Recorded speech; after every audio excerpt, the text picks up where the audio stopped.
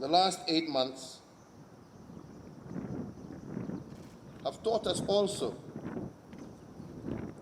that the exercise of civic responsibility is a central plank in the war against this pandemic. Between June and end of September, the country witnessed a heightened level of public awareness and public restraint. Our country witnessed a high level of observation of COVID protocols, and we were aware and took our civic responsibility seriously. But after de-escalating the measures at the end of September, we as Kenyans seem to have backtracked from the practices that we learned in the early stages of this pandemic. And all of this built around the false notion that because the curve was flattening, the country was now safe and we could go back to normal behavior. And indeed, it was for this very same reason that I warned in my last COVID address that what seems like a victory in September could become a big liability in October. And in fact, this is what has happened. And at the same time, I said that we may win the battle, but lose the overall war if we, as citizens, do not remain vigilant.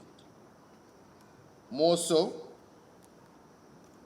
because again, as I said, the most fragile point in any war happens at the point when victory is in sight.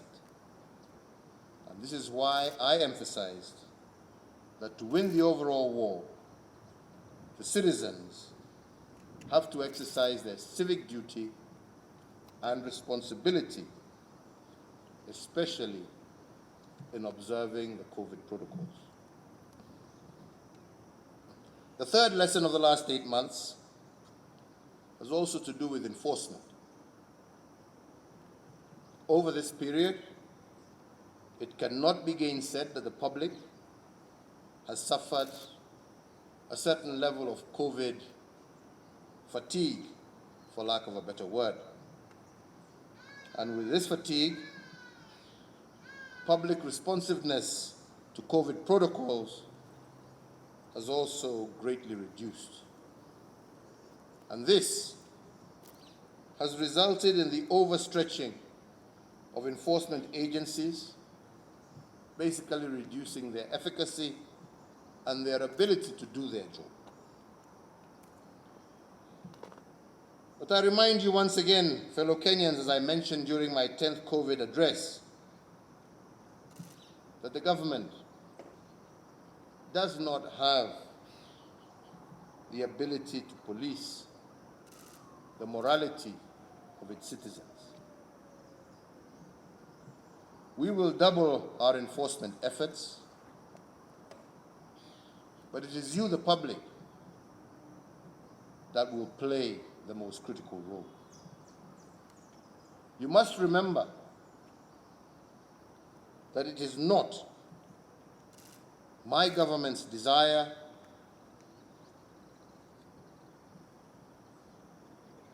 to close down our economy. We want our country to remain open.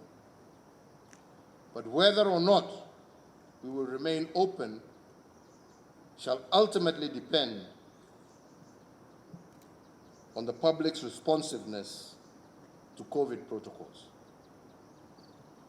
The fourth, and as I mentioned to the COVID summit today, this moment also provides a unique call to leadership. And although public and civic responsiveness are critical to fighting the rise of COVID numbers, leadership is what will reverse this escalation. And from where I sit, if the public has backslidden from its vigilant fight against the pandemic, this has been occasioned in part